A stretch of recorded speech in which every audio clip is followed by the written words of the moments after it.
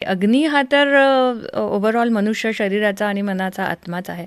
अग्नी या शब्दाचा लिटरली ट्रान्सलेशन खरं तर आग किंवा फायर असं आहे. पण अगदी ते फिजिकल लेवलवर फायर असा अर्थ घेता कामा नये. पण फायर काय करू शकते? तर फायर कंबशन हा एक शब्द आहे आपल्याला. Energy production. जेव्हा एखादी गोष्ट जळते किंवा ट्रान्सफॉर्मेशन, एनर्जी प्रोडक्शन असा शब्द अग्नी या कल्पनेशी किंवा संकल्पनेशी निगडीत आहे. आपल्या शरीरामध्ये म्हणजे प्रत्येक सेकंदाला फिजिओलॉजिकल लेवलवर प्रचंड ट्रान्सफॉर्मेशन होत असतात. काही ठिकाणी एनर्जी वापरली जाते, काही ठिकाणी एनर्जी रिलीज केली जाते, नवीन सेल्स प्रोड्यूस केल्या जातात, हॉर्मोन्स सेक्रेट केले जातात, एन्झाईम सेक्रेट केले जातात. हे सगळं कोण करतं? हे सगळं शरीरातला अग्नी करत असतो. बरेचदा अग्नी ही संज्ञा केवळ जाठराग्नी म्हणून घेतली जाते. तर जाठराग्नी हा एक अग्नीचा प्रकार आहे. ॲपेटाईट किंवा भूक लागणं किंवा अन्न पचवलं जाणं, हो जरूर हे अग्नीचं कार्यच आहे.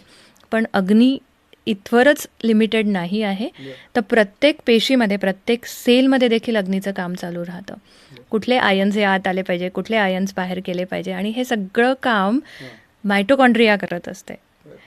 तर अगदी खोलात जर आपण गेलो तर कुठेतरी अग्नीचा संबंध तुमच्या प्रत्येक पेशीच्या मायटोकॉन्ड्रियाशी लावला जाऊ शकतो.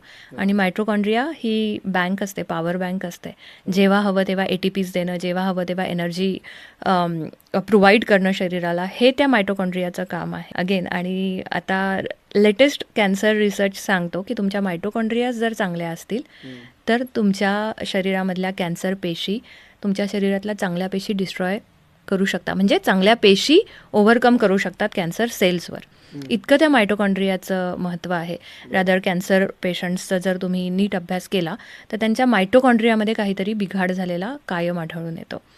आणि अगदी आयुर्वेद हेच सांगतो आम्ही की तुमचा अग्नी उत्तम असेल तर तुमच्या सगळ्या पेशींचं कार्य नीट होईल. तुमचा अग्नी उत्तम असेल तर तुमचं शारीरिक आणि मानसिक स्वास्थ्य उत्तम राहील, तुमचं पचन उत्तम होईल, तुमचे टिश्यूज नीट निर्माण होतील, इन टर्म तुम्ही हेल्दी राहाल.